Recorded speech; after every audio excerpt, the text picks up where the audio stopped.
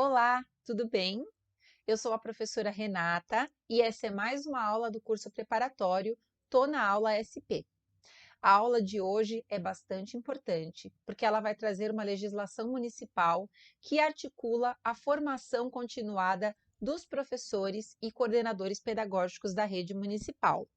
Eu estou falando da Instrução Normativa número 12, de 24 de fevereiro de 2022, então uma legislação bem recente, que vai instituir no âmbito da Secretaria Municipal de Educação o projeto Formação da Cidade, que é destinado aos professores, aos docentes e coordenadores pedagógicos da rede direta, indireta e parceira, ou seja, para todas as unidades educacionais. Eu sugiro que você tenha em mãos a instrução normativa ou material de apoio para que você faça os seus destaques nos pontos que achar mais importantes, tudo bem? Então vamos começar. Antes de entrar na instrução normativa em si, eu gostaria de fazer uma explicação breve sobre a rede direta e a rede indireta e parceira, porque é disso que a legislação vai dizer. Quem são as unidades que compõem a rede direta? São as escolas de ensino fundamental, escolas de ensino fundamental e médio, escola de educação infantil, tanto no SEI como na EMEI, que é o SEI de 0 a 3 anos, a EMEI para 4 e 5 anos, que são compostas por servidores públicos que adentram a rede municipal de ensino pela via do concurso, que é isso que nós estamos aqui nos preparando, certo? Mas também nós temos uma outra forma de atuar na rede municipal de ensino, que é pela via da rede indireta ou parceira. A indireta é quando nós temos prédios públicos que são ali organizados, administrados por organizações da sociedade civil, OSCs. E a rede parceira, a gente chama que é a rede particular parceira, é quando tanto o prédio educacional como a gestão é administrada por essas organizações. E aí a via de contratação é um pouco diferente, não é um servidor estatutário, como são os servidores concursados, mas sim profissionais que vão ser contratados dentro da CLT. Por que eu estou fazendo essa explicação inicial? Porque essa instrução normativa, que vai discorrer um pouco sobre a formação continuada, ela serve para toda essa gama de escolas. Não é só diretamente para as unidades da rede direta, mas ela também vai trazer essa formação para a rede parceira e para a rede indireta. Tudo bem? Eu gostaria de fazer um destaque, porque as legislações municipais e também as legislações estaduais, eventualmente, elas trazem algumas considerações iniciais, que por vezes passam despercebido, mas é muito importante a gente ter atenção, porque naquele comecinho da lei, ela vai nos dizer qual é o ponto de partida, de onde ela surgiu e por quais caminhos ela pensa em desenvolver aquela política que se propõe na instrução. Então, as considerações iniciais da Instrução Normativa número 12 são as seguintes: a resolução CNE, do Conselho Nacional de Educação, número 1 de 2020, que vai tratar da Base Nacional Curricular para a Formação Continuada, ou seja, é uma base curricular que foi pensada em âmbito federal para dar algumas diretrizes, alguns caminhos para a formação continuada docente. Né? Os considerandos da instrução número 12 vão tratar especificamente dos artigos 11 a 14, que tratam de políticas para a formação ao longo da vida. Então, entendendo que essa formação do professor, ela não vai acontecer somente ali na universidade, na formação inicial, mas ela é perene, inclusive ela é parte do fazer docente, né? Ela vai trazer a formação continuada em serviço como uma complementação, atualização ou aperfeiçoamento do processo de desenvolvimento profissional. Então, essa primeira consideração já nos traz aí muitos pontos importantes, certo? Ela vai trazer também a Lei 14.660, que é o Estatuto do Magistério, que é a legislação que vai trazer todas as orientações para os cargos da carreira docente, então para os professores, cargos de apoio, coordenadores pedagógicos, diretores de escolas, supervisores escolares.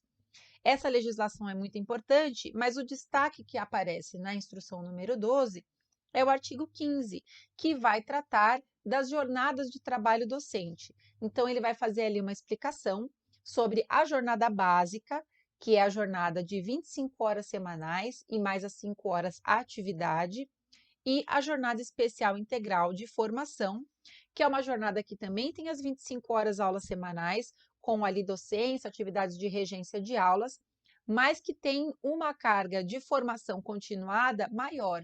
Então, o horário coletivo, essa formação em horário coletivo, é ampliada para 8 horas semanais, mais as horas atividades, e as duas jornadas também contemplam ali algumas horas livres, em locais de livre escolha, mas o mais importante para nós é dizer que essa instrução normativa está usando esse espaço da formação continuada, que já é garantida dentro da jornada de trabalho dos professores que optam pela GEIF, para a implementação da formação da cidade. Esse ponto específico sobre as jornadas é importante vocês estudarem com mais detalhes na própria legislação que trata do Estatuto do Magistério, tudo bem? Bom, ele vai destacar também o Decreto 54.453 de 2013, que vai definir as atribuições dos profissionais da educação na unidade educacional. Então, ele vai dizer o que o professor tem que fazer, o coordenador pedagógico, o diretor, né, os agentes de apoio, os ATS, e vai dar ali algumas orientações de como são essas atribuições. Ele vai tratar também do parecer do CME, que é o Conselho Municipal de Educação número 7 de 2021, que determina a priorização curricular. Então, foi um parecer elaborado ali no contexto da pandemia e que traz alguns pontos do currículo escolar que devem ser priorizados, tendo em vista que nesse período em que as escolas estiveram desenvolvendo aulas remotas ou outras formas de interação, não se pode deixar ali os estudantes sem o acesso ao currículo. Então, foi uma forma de dizer quais conteúdos, quais temáticas seriam ali priorizadas nesse momento. Ele vai trazer uma instrução normativa de 2020, a instrução 41, que vai organizar a formação da rede parceira, porque diferente da rede direta, como eu já expliquei, que tem ali as opções de jornada, a rede parceira, como é outra via de contratação, outra forma de trabalho, eles não tinham esse espaço garantido dentro da sua jornada diária. E a instrução número 41 de 2020 vai ali determinar como que essa formação continuada ocorre dentro das unidades da rede parceira. Vai trazer ali um edital SME número 10 de 2021, que fala sobre a habilitação de cursos e eventos formativos, o plano de metas da cidade, né? Em especial as metas 22, 23 e 24. Qual é a meta 22? Alfabetizar as crianças da rede municipal até o segundo ano do ensino fundamental. Então, por que ele trouxe já as metas que ele busca atingir? Para que a gente entenda que essa formação continuada, que está sendo chamada de formação da cidade, precisa garantir que as metas também ali sejam alcançadas. E a meta 22 trata da alfabetização das crianças.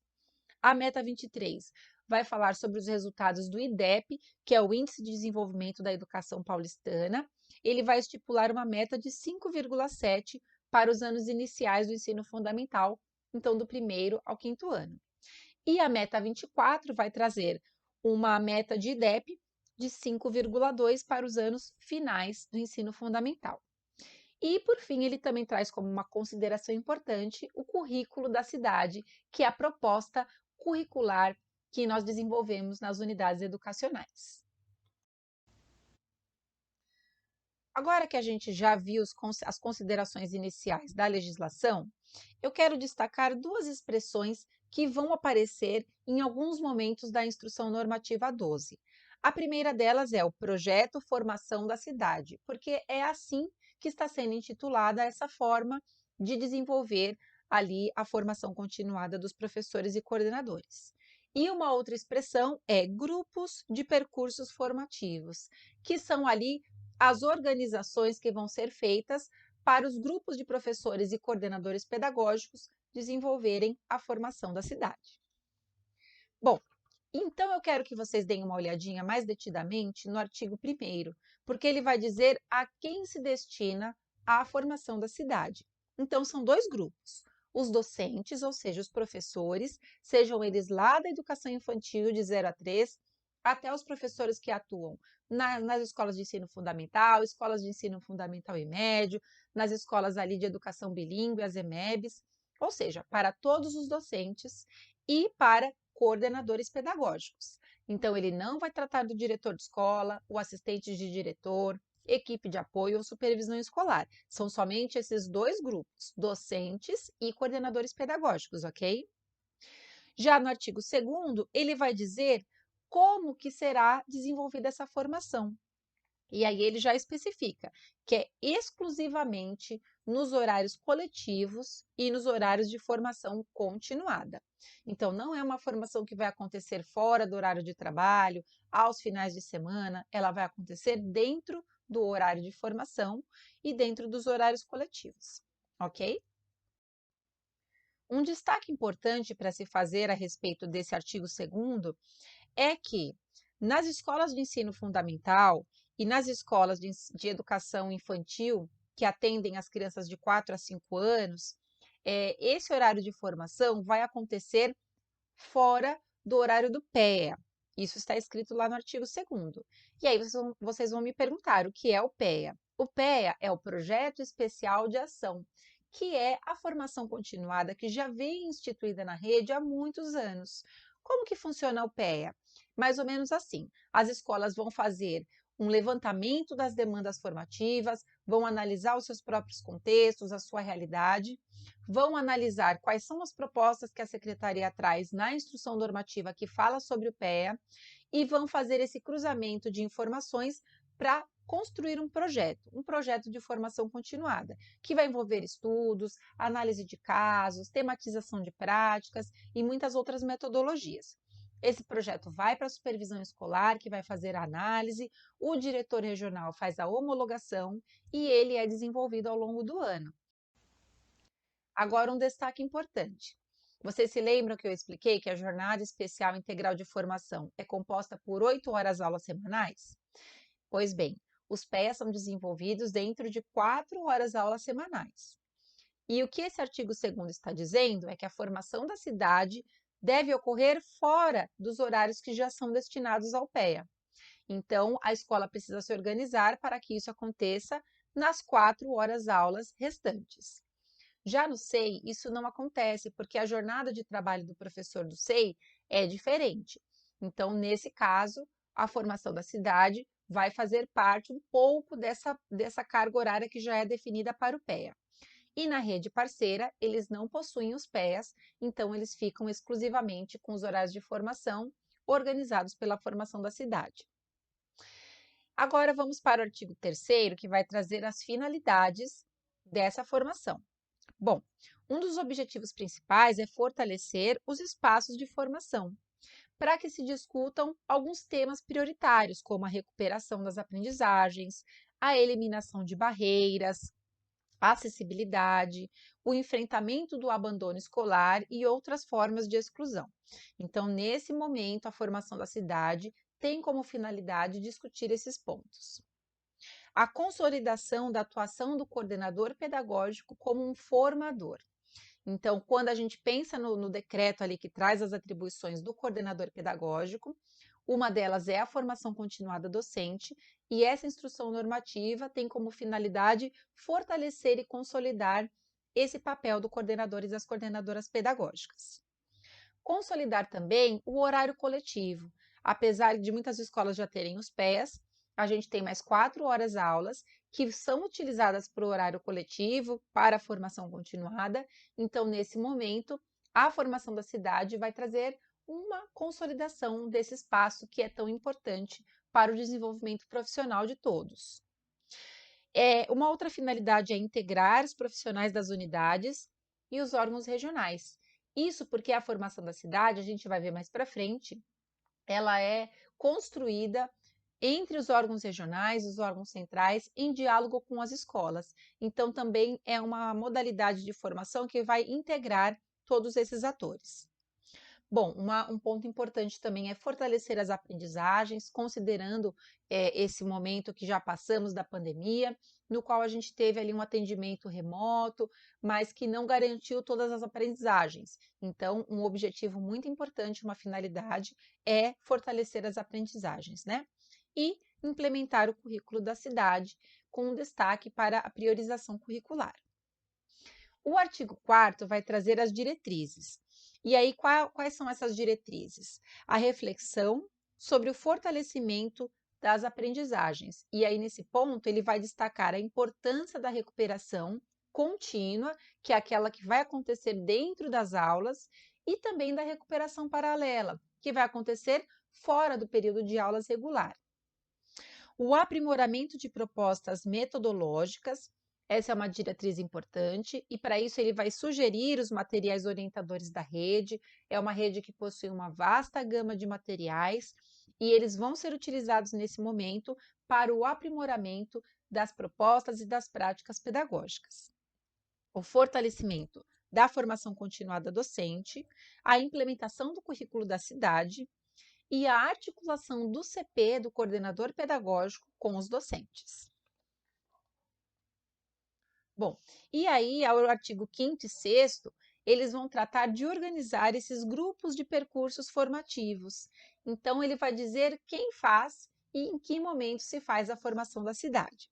Bom, tratando-se de EMFs, as escolas de ensino fundamental, a EMEFEM, que é ensino fundamental e médio, e os CIEJAS, que vão trazer ali a educação de jovens e adultos, ele vai dizer que todos os professores em GEIF, a Jornada Especial Integral de Formação, estão automaticamente incluídos na formação da cidade. Ele vai dizer que os professores em JBD, que é a jornada básica, com ou sem sem carga aula completa, podem participar. Aí fica uma opção do professor e eles recebem uma remuneração extra para participar dessa formação. Precisa fazer ali a convocação, o diretor faz a convocação desse professor que está interessado e o supervisor autoriza com a anuência do docente. O que significa isso? Que também o diretor não pode obrigar esse professor que está em JBD a fazer a formação da cidade, mas se ele quiser, ele está contemplado. Então, nesse grupo das escolas de ensino fundamental, de médio, do CIEJA, essa formação da cidade vai acontecer por meio de uma plataforma virtual que tem sido utilizada, que é o Google Sala de Aula. Então, por meio dessa plataforma, cada professor, dentro do seu componente curricular, vai acessar as atividades, os vídeos, as indicações de leitura e vai desenvolver a sua formação nesses horários coletivos, né? Ele tem que estar presencialmente na unidade, então não pode fazer fora do local de trabalho, mas a interação vai ser feita de forma virtual. Já na educação infantil, nas EMEIs, que contemplam as crianças de 4 e 5 anos, é a mesma regra do fundamental. Todos os professores em GEIF estão automaticamente inseridos na formação da cidade e os professores em JBD, eles têm a opção de participar ou não. Qual é a diferença entre a EMF, a EMEFEM, o CIEJA e a EMEI? É que no caso da EMEI, essa formação da cidade vai acontecer presencialmente com a coordenação dos coordenadores pedagógicos. Então, os CPs vão receber ali as orientações e eles vão desenvolver a formação dentro do horário coletivo. Eles têm o Google Sala de Aula, que a gente costuma chamar de GSA, mas ele servirá só como um apoio, ok? Nos 6 diretos, né? Os Centros de Educação Infantil que atendem bebês e crianças de 0 a 3. Todos os docentes vão fazer a formação da cidade, e aí, como eu disse, como eles não têm aquela opção de jornada entre GEIF e JBD, todos ali têm a mesma jornada de 30 horas semanais, uma parte do PEA vai acabar se transformando na formação da cidade. Também ele é presencial, com articulação do CP e o Google Sala de Aula como apoio. Na rede parceira e indireta, todos os professores também farão, seguindo aquelas orientações da instrução normativa, né, dos professores, da formação continuada dos professores da rede parceira e indireta. Dentro desse horário, eles vão computar ali 4 horas aula, 4 horas relógio, distribuídas em 2 dias da semana. Também de forma presencial, com articulação do CP e tendo o Google Sala de Aula como apoio, ok? Bom, vamos ao artigo 7º. Já o artigo 7º, ele vai dizer quais serão as temáticas, como que se organizam esses grupos de percurso formativo. Então, ele vai fazer agrupamentos por etapas. A educação infantil, que vai contemplar os SEIs e as EMEIs, o ensino fundamental, que vai contemplar os professores de ensino fundamental 1, tanto ali do ciclo de alfabetização, como do ciclo interdisciplinar de 4º e 5º ano, a questão da alfabetização na EJA e também no CIEJA. Um outro grupo voltado para os professores de ensino fundamental 2, e aí também pegando os professores do 6º ano e depois do ciclo autoral, 7º, 8º e 9º ano, as etapas finais do EJA e CIEJA, o ensino médio e a língua portuguesa para surdos e libras. E um terceiro grupo de percurso formativo, que vai abarcar as funções docentes. Então, vai ser uma formação diferenciada para os professores de sala de leitura, de educação digital, a informática, os professores de acompanhamento à inclusão, que tanto aqui em nível de diretoria regional de ensino, como nas próprias unidades educacionais, as escolas que têm, né, esse profissional, e também os professores de apoio pedagógico que trabalham com a recuperação paralela, né? E um terceiro grupo, que seria o grupo dos coordenadores pedagógicos. Então, eles têm ali também um espaço da formação da cidade voltado para eles. Bom, vamos para o artigo 8º e 9º, que ele vai trazer algumas orientações também de como conduzir esses encontros formativos. As ações na educação infantil são conduzidas pelos CPs presencialmente nas unidades educacionais e são coordenadas pela Secretaria Municipal de Educação. Então, lá eles têm uma coordenadoria pedagógica, que é chamada de COPED, e também pelas diretorias regionais de ensino, que tem a divisão pedagógica chamada de PED. E qual é o tema? Quais serão as discussões realizadas na educação infantil? A instrução normativa já dá, que são os agrupamentos multietários, né? Então, desde o ano passado já se vem discutindo essa temática.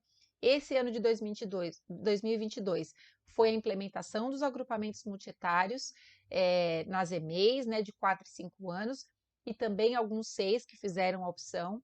Então, esse é o tema que vai ali orientar, dar os caminhos para as discussões da formação da cidade, né? Claro que em diálogo com o projeto político-pedagógico e também com o PEA, com o projeto especial de ação. No artigo 10º, ele já vai trazer ali as orientações específicas para o ensino fundamental, médio e EJA. Ele vai trazer uma plataforma digital específica, que a gente já sabe agora que é o Google Sala de Aula. Ele tem atividades síncronas e assíncronas, ou seja, o professor tem ali um percurso formativo que ele vai desenvolver nesse horário coletivo, mas cada professor no seu componente e também no seu ritmo, mas ele prevê também encontros síncronos com os formadores das diretorias regionais. Então, são encontros agendados, cada região vai montar ali o seu cronograma, e nesses encontros a gente faz a síntese do que foi feito naquele primeiro percurso e traz encaminhamentos para os próximos, né? Que também são coordenados e ali orientados tanto pela parte lá da secretaria, parte pedagógica, como pela diretoria regional. Bom, vamos para os artigos 11 a 19, que ele vai trazer, além dos temas, os materiais a serem utilizados, né? Então, para o ensino fundamental, ele vai tratar como tema principal do fortalecimento das aprendizagens, como também já foi dito, considerando esse contexto de pandemia, as aulas que precisam ali ser retomadas, os conteúdos a serem priorizados. Então, é partindo desse princípio que a temática principal é o fortalecimento das aprendizagens. Essa também é uma expressão importante para você anotar. Já no ensino médio, a temática principal é a implementação do novo ensino médio e também a recuperação das aprendizagens. No EJA e na EJA e no CIEJA, também vai trazer a questão do fortalecimento das aprendizagens, mas aí ele vai trazer como a leitura e escrita devem ser compromissos e prioridades em todas as áreas do conhecimento, não só ali com a professora ou professor de língua portuguesa, né? Vai falar sobre avaliação e replanejamento, alfabetização e letramento, O desenho universal para a aprendizagem, que é uma discussão que vem da educação especial, para que todos os estudantes tenham acesso ao currículo, né, para que se faça com que o currículo seja acessível para todos que dele necessitam.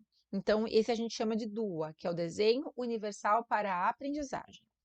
A interculturalidade e também os direitos humanos. Bom, esses artigos de 11 a 19 também vão falar da EMEBS, que é a Escola de Ensino Bilíngue para Surdos, né? Ele vai também trazer o fortalecimento das aprendizagens e como que isso vai acontecer? Por meio do desenho universal da aprendizagem e também por meio de materiais didáticos bilíngues. Bom, para os PAAs e PAEs, que são os professores de acompanhamento à inclusão, né, tanto os que ficam em nível de DRE quanto os que estão nas unidades educacionais, o tema principal é a Política Paulistana de Educação Especial na perspectiva da educação inclusiva. Então, é importante esse destaque, porque a formação desse grupo de profissionais vai girar em torno dessa política. Então, eles vão tratar do plano de atendimento educacional especializado, que é aquele plano que se faz para cada estudante público da educação especial, para que ele consiga acessar o currículo, se desenvolver, para que a escola também tenha ali um parâmetro de como desenvolver as ações pedagógicas dentro das especificidades que cada estudante possui. E também do atendimento educacional especializado. Bom, e por fim, quero falar dos professores de apoio pedagógico, que é o PAP, o professor orientador de educação digital, que é o POED, e o professor orientador de sala de leitura, POSL. Esse grupo tem instruções normativas próprias, então a temática da formação da cidade deles vai ser pautada nessas legislações mais individualizadas, né? E, além disso, um destaque que a Instrução Normativa 12 traz é que, além da formação da cidade, esse grupo também possui os seus encontros bimestrais garantidos, como já era antes da instrução da formação da cidade, ok? Bom, vamos para o artigo 20, que ele vai trazer a carga horária anual dessa forma nova de se fazer a formação continuada docente. Ele vai dizer que, para a educação infantil, os 6 da rede direta, eles devem ter 32 horas anuais. No SEI, também um destaque importante é a hora relógio ao invés de hora aula, como é na EMEI, na EMF e na MFEM e tudo mais, tá? Então, no SEI, como é hora relógio, são 32 horas. Lembrando também que a hora aula é de 45 minutos e a hora relógio de 60. E o PEIF, que é o professor que atua na EMEI, a carga horária dele na formação da cidade será de 48 horas. Tudo bem?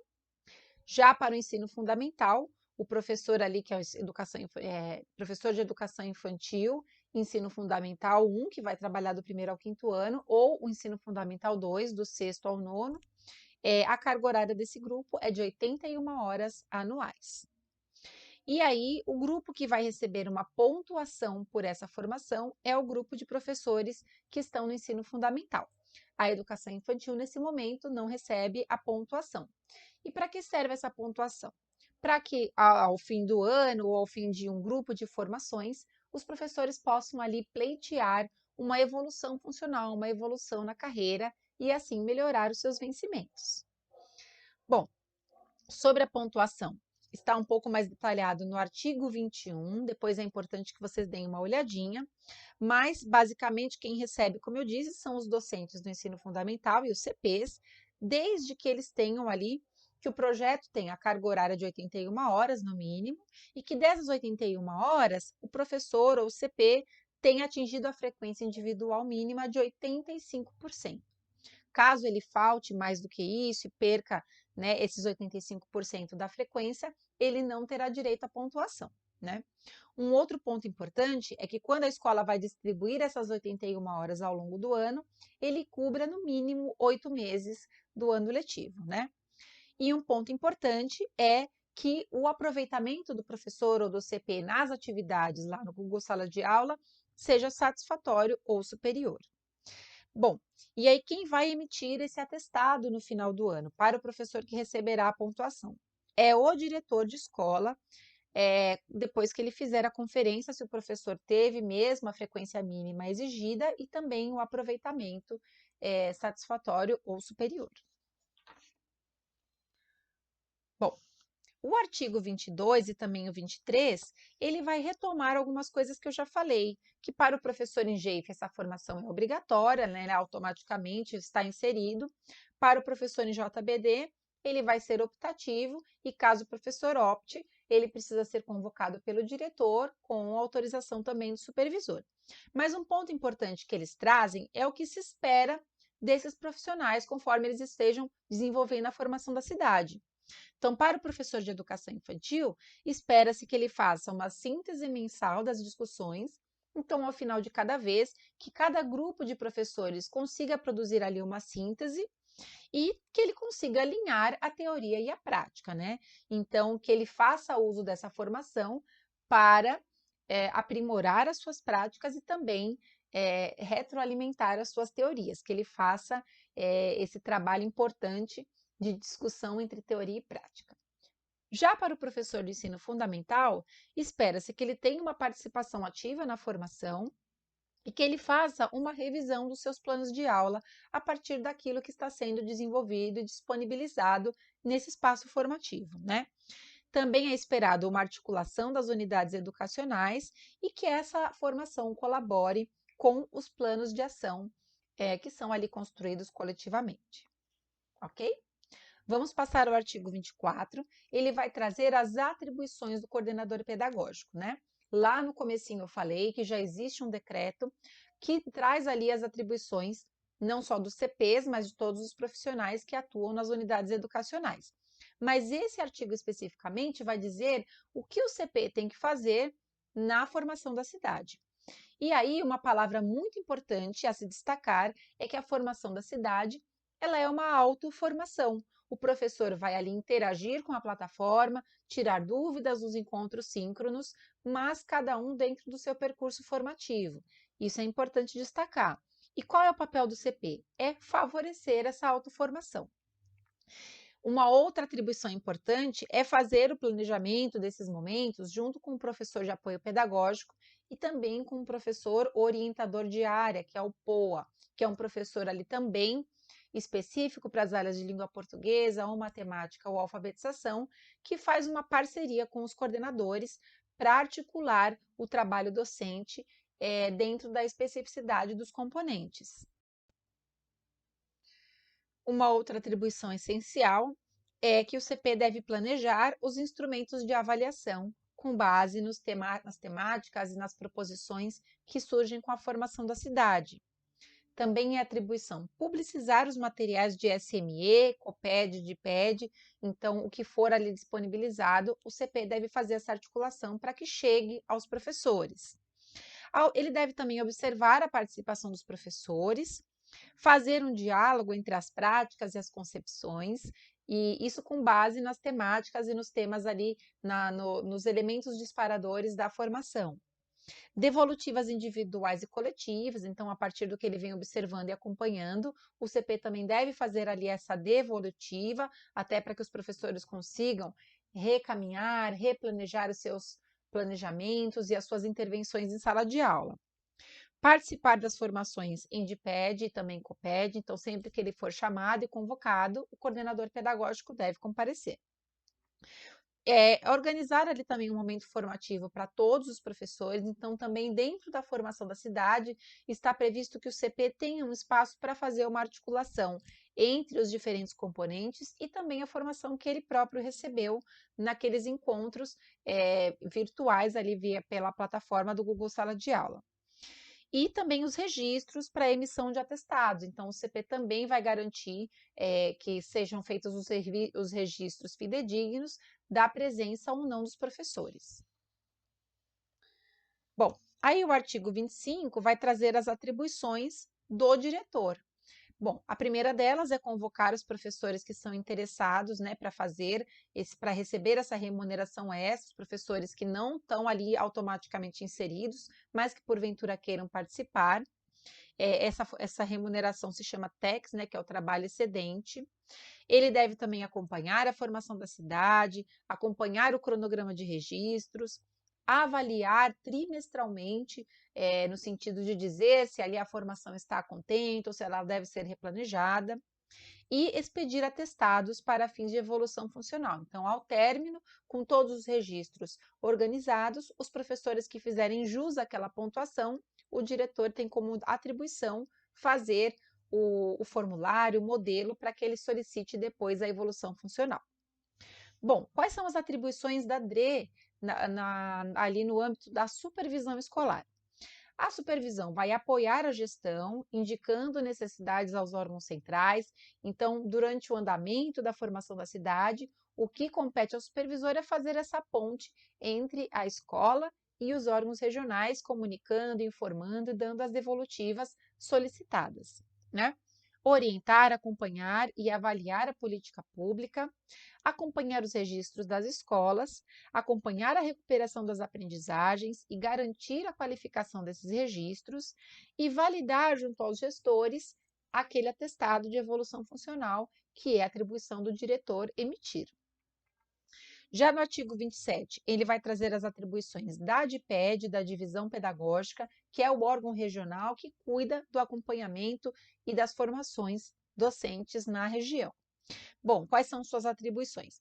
Orientar com o COPED os percursos formativos, planejar momentos de intervenção, e isso a gente faz especificamente durante os encontros síncronos, também acompanhando as postagens, as devolutivas que os professores estão colocando lá no Google Sala de Aula. Acompanhar as atividades assíncronas, dirimir dúvidas, ler e comentar no fórum, produzir devolutivas, manter comunicação periódica com os cursistas, com os coordenadores pedagógicos e também fazer essa ponte com o órgão central, que é COPED, lá em SME. Informar os dados de participação e aproveitamento para as unidades. E na educação infantil, organizar as pautas em diálogo com os CPs sobre a temática que é agrupamentos multietários.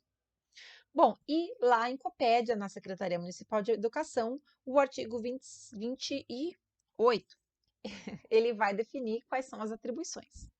Planejar, coordenar e implementar o projeto de formação da cidade, organizar o fluxo, né, do EAD trimestralmente, então eles fazem as orientações para o órgão regional e o órgão regional vai depois conduzir e produzir os materiais, né, alimentar ali o Google Sala de Aula para que a formação chegue às escolas.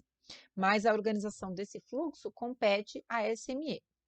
Bom, realização de reuniões mensais com os formadores de DIPED e também com os professores orientadores de área para o ensino médio, produzir o percurso de formação mensal, alimentar a plataforma EAD, que a gente já falei, né, o Google Sala de Aula, e acompanhar as divisões pedagógicas.